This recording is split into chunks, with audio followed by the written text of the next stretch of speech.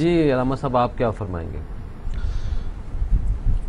یہاں ایک بات قابل غور ہے جی کہ جب ہم ریلیٹ کرتے ہیں، جہاں سے آپ نے بات کی ابتدا کی تھی کہ حکمران یہ چاہتے ہیں کہ ہم اس ریاست کو اس پیٹرن پہ چلائیں جو ریاست مدینہ رسول اکرم صلی اللہ علیہ وآلہ وسلم نے تشکیل دی تھی، تو اس کی اگر بنیادوں کو پڑھ لیا جائے تو میں سمجھتا ہوں کہ بڑا آسان ہو جائے گا کہ اس کے اوپر آپ عمل پیرا ہو سکیں۔ کیا رسول ثقلین صلی اللہ علیہ وآلہ وسلم اس دور کی اس ریاست کے ہر فرد کی ایکسیس میں تھے یا نہیں تھے؟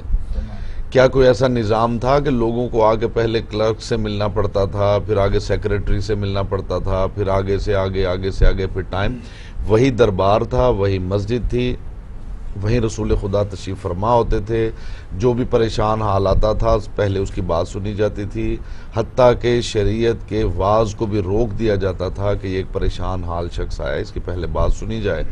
اگر آپ نے اپنے آپ کو عوام کے سامنے یوں پیش کر دیا ہے کہ آپ عوام کی ایکسیس میں ہیں، تو یہ سمجھیں وہ پہلا قدم ہے کہ آپ ریاست مدینہ کی طرف آپ نے جو رخ کر لیا ہے۔ جب آپ کی ڈائریکشن صحیح ہوگی تو پھر اگلی باتوں کا مرحلہ آئے گا۔ دوسری بات یہ ہے، آپ عوام کی ایکسیس میں نہیں ہیں، عوام پریشان ہے، عوام آپ سے بات کرنے کی پوزیشن میں ہی نہیں ہے، بلکہ آپ تو حکمران تو بہت دور کی بات ہے، بہت نچلی سطح پہ عوام کی ایکسیس میں کچھ نہیں ہے۔ لیکن رسول اکرم صلی اللہ علیہ وآلہ وسلم جو صرف مدینہ کے حاکم نہ تھے، جو کائنات کے لیے رحمت تھے، جو کائنات کے حاکم تھے، وہ ایک عام بندے کی ایکسیس میں تھے، لوگ ان سے بات کرتے تھے، ان سے کسب فیض کرتے تھے۔ دوسری بات یہ ہے کہ جب ہم معاشرے کی بات کرتے ہیں ہماری سوسائٹی میں، ہم نے میرا خیال ہے ہم جتنے پارٹیسپینٹس ہیں یہاں، میرے واجب الاحترام علماء جو تشریف فرما ہے، ہم نے بار بار یہ ایک بات کی ہے کہ قانون کی بالادستی، اس سے پہلے یہ بات اہم ہے کہ قانون کس کو سپورٹ کر رہا ہے۔ ایسا تو نہیں کہ قانون میں امتیازات رکھے گئے ہیں، ٹھیک ہے، اور اگر قانون میں ہی اس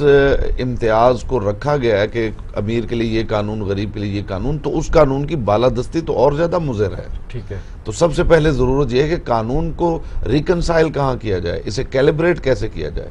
ریاست مدینہ کے ساتھ اسے ریلیٹ کرتے ہوئے یہ بات مد نظر رکھنا ضروری ہے کہ ہم انسان جو قانون بناتے ہیں اس میں نقص ہوتا ہے، اس میں عیب ہوتا ہے، اسے ریکنسائل کیا جائے گا اس قانون سے جو قانون الہی ہے،